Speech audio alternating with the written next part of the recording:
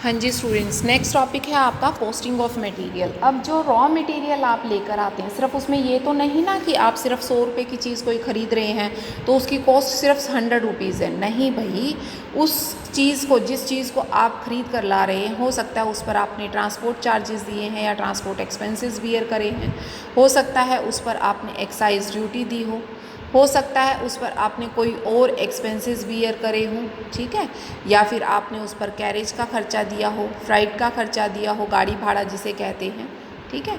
तो कहता है या फिर आपने उस पर कस्टम ड्यूटी दी हो, कस्टम टैक्स पे किया हो, सेल टैक्स पे किया हो। तो कहता है ये सारी चीज़ें इसमें ऐड हो जाती हैं जब आप कोई भी रॉ मटेरियल ख़रीदते हैं। रॉ मटेरियल के ख़रीदते वक्त आपको इन चीज़ों का ध्यान रखना है कि सिर्फ आप कॉस्ट को ही कंसीडर नहीं करेंगे, बल्कि उसके साथ साथ उसमें वो सारे खर्चे भी ऐडअप करेंगे जो कि एक माल को ख़रीदते वक्त होते हैं। जैसे कि आपके ट्रांसपोर्टेशन एक्सपेंसेस हैं, जिसमें कि आपके फ्राइट और कैरेज एक्सपेंसेस आते हैं। दूसरा आपका क्या आता है, एक्साइज ड्यूटीज़ वगैरह, सेल टैक्स वगैरह या कस्टम ड्यूटीज़ होती हैं, वो खर्चे भी आप इसमें लेंगे। उसके अलावा आपका तीसरे जो खर्चे आते हैं बेसिकली वो है ओवरहेड ऑफ द स्टोर, जैसे कि आपका मरीन इंश्योरेंस आपने करवाया या फिर आपका इंश्योरेंस रास्ते का आपने करवा लिया कि रास्ते में माल जाता है और बहुत कॉस्टली माल है, या आपने स्क्रैप वगैरह, टियर वियर वगैरह का है, या स्टोरिंग का है, स्टोरिंग के खर्चे आपने किए, तो वो सारे एक्सपेंसेस भी इसके अंदर ऐडअप होते हैं। और इन्हीं सभी एक्सपेंसेस को ऐड करने के बाद आपका कॉस्टिंग ऑफ द मटेरियल होती है।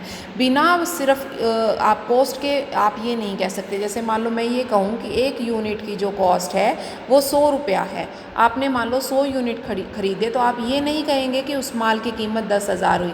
हो सकता है उसको गाड़ी भाड़े से यहाँ तक लाने में आपको 1,000 रुपये और खर्च करने पड़े, तो इसका मतलब आपको टोटल कॉस्ट 11,000 देनी पड़ी। तो इसीलिए जब अब आप अगर कॉस्ट को देखेंगे तो 11,000 रुपये कॉस्ट है आपके 100 यूनिट मंगवाने की, तो आपकी एक यूनिट की कॉस्ट 110 रुपये हो जाएगी, ना कि आपकी एक यूनिट की कॉस्ट 100 रुपये की बजाय अब वो कॉस्ट क्या हो जाएगी, आपकी इंक्रीज़ हो जाएगी। तो इसलिए अब इन चीज़ों को आपने ध्यान रखना है कि जो कॉस्टिंग ऑफ मटेरियल है उसमें आपने ये तीनों तरह के खर्चों को आपने ऐड करके उसके बाद ही आपने अपनी टोटल कॉस्ट को निकालना है। अब इसको इसने बहुत अच्छी तरह से एक इलस्ट्रेशन के थ्रू समझाया भी है कि consignment consisted of 2 chemical, 2 chemical हैं, एक ए है और एक बी केमिकल है। उन्होंने ए और बी दोनों केमिकल्स मंगवाए। ए केमिकल जो है वो 400 की क्वांटिटी में 2.5 रुपये पर केजी के हिसाब से मंगवाया, बी जो है वो 3200 3.25 रुपया पर केजी के हिसाब से मंगवाया, और टोटल कॉस्ट इनकी आई 10,000 और 10,400। लेकिन इसके अलावा उन्होंने सेल टैक्स और रेलवे फ्राइट भी पे किया है, जिससे कि टोटल कॉस्ट कितनी हो गई आपकी 21,600।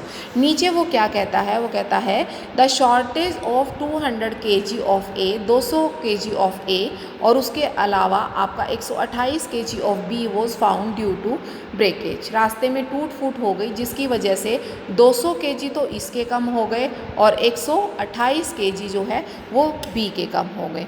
And what is the stock rate you would adopt for the pricing for issue the assuming the provision of 5% toward the future deteriorations। 5% का अगर आपको प्रोविज़न रखना है तो उस केस में भी और वैसे भी आपका क्या कॉस्ट रहेगी, प्राइस पर यूनिट क्या रहेगा, वो आपको यहाँ बताना है। देखो भाई, पेमेंट जो सप्लायर्स को दी है आपने 10,000 रुपये दी है 4,000 kg की, और यहाँ 10,400 दी है 3200 kg की। अब आपका 816 रुपये खर्चा था, तो 816 रुपये को आपने प्रपोर्शनेटली, सेल टैक्स जो होता है वो आपके जितना माल आप खरीदते हो उसके बेसिस पर होता है। आपने यूनिट कितने खरीदे, एक के खरीदे 10,000 और दूसरे के खरीदे आपने 10,400 यूनिट। तो इसका मतलब क्या है कि आपका जो प्रपोर्शन बना वो क्या बना, 100:104। आपको जो ये 840 रुपये हैं, 816 रुपये हैं सॉरी, इसको आपने इसी प्रपोर्शन में डिवाइड करना है, और वो डिवाइड कर 400 रुपये और दूसरे के 416 रुपये आ गए। उसके बाद वो कहता है जो आपका रेलवे फ्राइट है, रेलवे फ्राइट किस बेसिस पर होता है, रेलवे फ्राइट होता है आपका क्वांटिटी, माल कितनी मात्रा में था, तो क्वांटिटी बेसिस पर होगा। तो क्वांटिटी कितनी थी, उसके आपने ख़रीदे हैं 4,000 kg और दूसरे वाले के आपने ख़रीदे हैं 3200 kg। तो इसका मतलब इसको आप 40:32 में डिवाइड करेंगे, ठीक है। तो इस बेसिस पर आपने इसको डिवाइड कर दिया, तो आपका जो है वो बना 213 और दूसरे में बना 171 रुपये। इससे आपकी 4,000 kg की कॉस्ट आ गई 10,613 और इधर 3200 kg की कॉस्ट आ गई 10,900 87 रुपया। लेकिन अब वो कहता है कि रास्ते में आते वक्त 200 केजी ए के और 128 केजी जो बी के हैं वो वेस्ट हो गए, तो आप उसको क्या करोगे, इसमें से माइनस कर दोगे।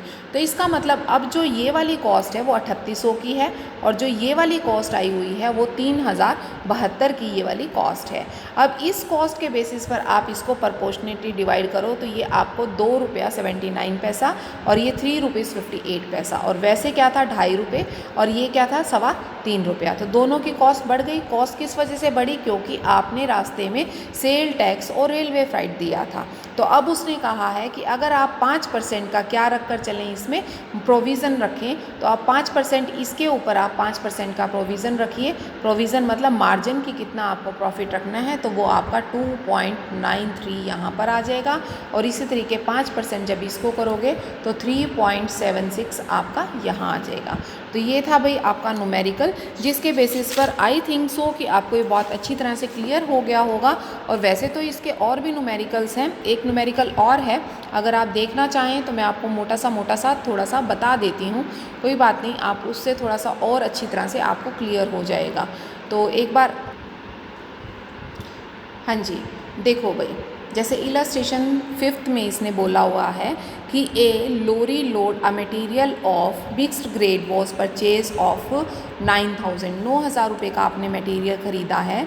These were store out into the followings grade whose market value is shown against, mean उसकी मार्केट वैल्यू भी आपको बताई है कि आपने कितना कितना ख़रीदा है, क्योंकि आपने 9,000 ख़रीदा है, 5,000 आपने ए के, 3,000 बी के और 2,000 सी के ख़रीदे हैं, 1 रुपया 20 पैसे के हिसाब से, ठीक है।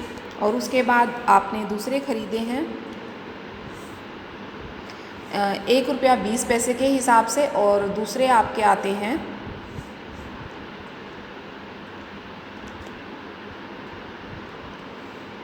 हाँ जी। तो अब आपने क्या, वो क्या कहता है, find out the purchase rate per unit of each grade of the material assuming all grade yield the same rate of profit. अगर तीनों ने सेम रेट ऑफ प्रॉफिट कमाना है तो उस बेस पर ग्रेड वाइज आप निकालिए। देखिए आपने 5,000 यूनिट्स, 3,000 यूनिट और 2,000 यूनिट सेलिंग प्राइस आपको दिया हुआ है क्वेश्चन में, उसके बेसिस पर आपका सेल आ गया 6,000, 3,000 और 1,000। इसका मतलब प्रपोर्शन कितना आ गया, 631। अब आपने इनका क्या निकालना है, प्रॉफिट निकालना है। सिंपल सी बात है, आपका कितना है टोटल, 9,000 का है ना ये माल, ठीक है। उसमें से ए का कितना है 6 और वो कितना है प्रपोर्शन टोटल 10 है, ठीक है।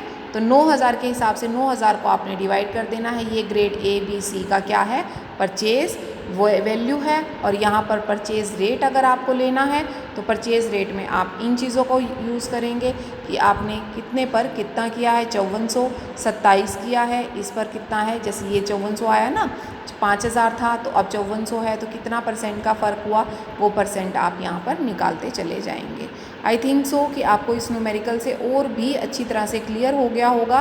तो मेरे ख्याल से ज़रूरत नहीं होगी, फिर भी ज़रूरत है तो आप एक बार इसकी 6th इलस्ट्रेशन करिएगा। अगर किसी बच्चे को प्रॉब्लम आती है तो मैं समझा दूँगी आपको, अदरवाइज़ ये 6 आप खुद करेंगे, ये आपका होमवर्क है, छोटा सा ही है, ज़्यादा बड़ा नहीं है, कर सकते हैं। Okay, good bye.